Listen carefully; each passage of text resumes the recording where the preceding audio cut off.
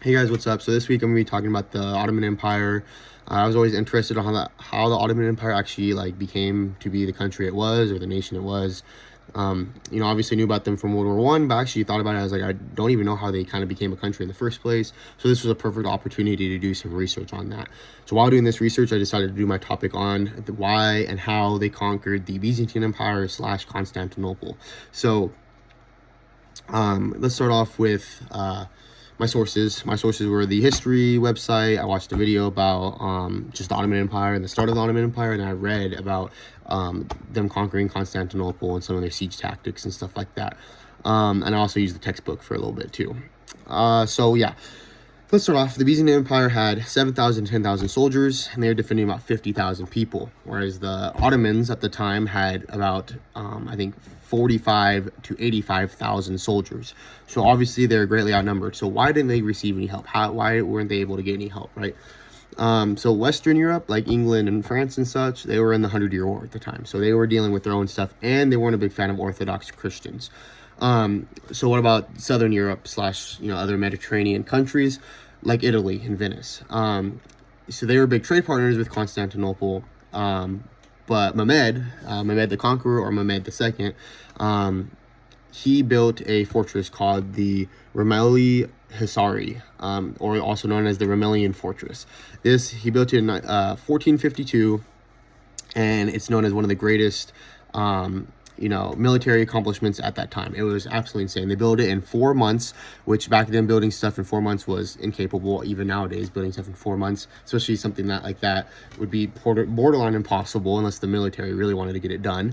So them doing it was crazy. This fortress was on the Black Sea, and it was to try to prevent people from sending help. The Ottomans had a very, very strong naval force at this time, so that was also a big help. But this fortress, having these huge pillars and stuff like that in this trade route, this waterway going up to the Constantinople, was insane. And getting it done in 4 months just kind of shows, and a lot of historians talk about it, how advanced this military and these mechanics and these Ottomans were, how advanced, how smart they were, and how urgent they were, and how much they respected their commander. They were urgent, they got stuff done, and they were very, very efficient and smart and strong. So yeah, they get this construct down. Western Europe is dealing with their own stuff. The only other source of help that they really had was from like Serbia, Hungary, Poland. They called for a crusade. This crusade didn't go well. They had, I think it was somewhere from 10,000 to 25,000 crusaders, and then the Ottomans had somewhere from 30,000 to 60,000 soldiers. So they are already outnumbered there. Top of that, the Polish leader, can't say his name. It was really long with a W starting in it. He led his soldiers straight up Mehmed's dad down the middle, thinking it was like, if I kill Mehmed, I can put an end to this. He ended up getting himself killed. They put his head on a pike, demoralized the Crusaders, and really just sent them back. So those were like the 3 opportunities of help. So 1, the Crusades were pushed down. 2, they blocked off the Black Sea with one of the greatest constructs of all time and military accomplishments back then. And then 3, Western Europe was way too busy in their own war. So the Byzantine Empire was kind of left on their own at this point. Constantinople, with very few soldiers, at least compared to the Ottoman Empire, which was a growing, expanding, huge nation, right? Just trying to expand even more and more. So what were some other things that the Ottomans did to conquer this land? Well, they had a Hungarian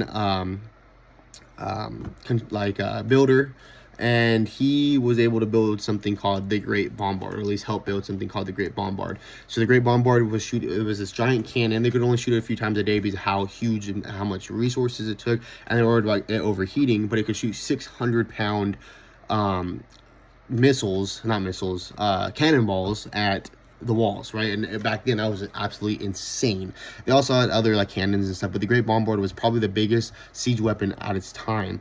And so they would use this thing to try to knock down these Constantinople walls, which have stood for over 1,000 years at the time. So the Byzantine Empire was not expecting these walls to be shattered so easily, but the Ottomans had the technology to do so. So they would use the Great Bombard and other cannons and stuff like that to eventually break down these walls.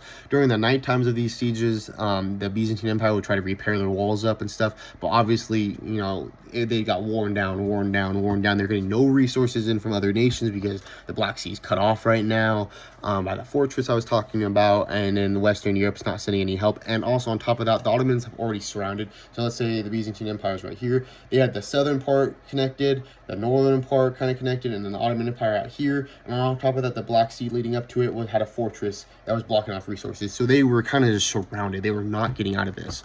So they were doomed from the start. I don't think there was any way they won this war whatsoever. But with that being said, the Ottomans also used old-fashioned sieging techniques like mining under the walls, trying to come up underneath. The Byzantine Empire did catch on to this pretty quickly and then destroyed those tunnels and had, debris collapse on top of them, suffocating a lot of soldiers and killing a lot of people.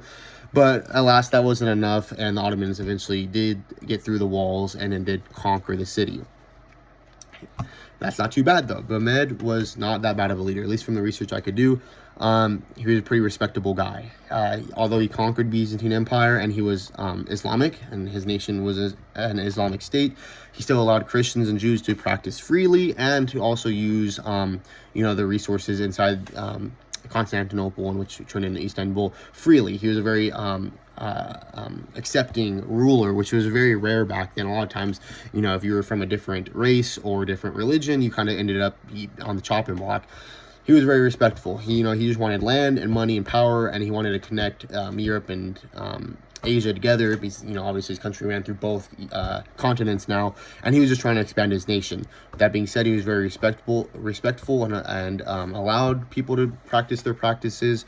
They did switch something called the Hagia Sophia, I think it's how you say it.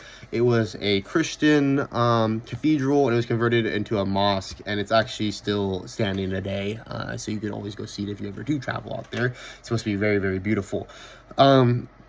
So yeah, and then historians say that this is one of the most important, accomplishments in history, and it kind of ended the medieval age and then began the Renaissance age. So it kind of was like a transfer from age to age. This was the marking point, and this was what really blew up the Ottoman Empire and made it become the powerhouse it is. And it also did other things, like since the trade routes became different, that's why Christopher Columbus was looking for a new way to Asia and then eventually found the Americas. So this was like a very, very huge, important part of history. And yeah, obviously the Ottoman Empire stood for 600 or 550 years. And this was kind of like the defining moment that the Ottoman Empire was, going to be a real powerful and strong and influential nation for a long hundreds and hundreds of years. So yeah, super cool. I thought it was really interesting. I kind of, when I first did my research on the Byzantine Empire, I was like, dude, why did nobody help them? Christian, obviously, Christianity, like with the Crusades and everything, was huge, still is, but huge back then. Like, how were they just cut off of all resources? How did they get no help? And how were they conquered in 54 days? That's how fast the siege lasted. But then when I did the research behind it, it was really interesting. The Ottomans were very, very strategical about it, very, very smart, taking parts of Greece, taking over Serbia, taking some northern parts like the Uzbekistans and Kazakhstans and stuff like that, expanding into the Middle East, cutting off trade routes, building up a naval force to block off the Black Sea, building the fortress in 4 months. One of the greatest military accomplishments ever. Is all this stuff combined led for a very easy siege on Constantinople, one of the longest lasting nations at the time, and kind of marking the end of the medieval age. And yeah, I also didn't know how smart the Ottomans really were back. They were some geniuses back then. So very interesting nation, very interesting topic. And yeah, I love the Ottoman Empire. I love war history and I love history. So thank you guys for listening.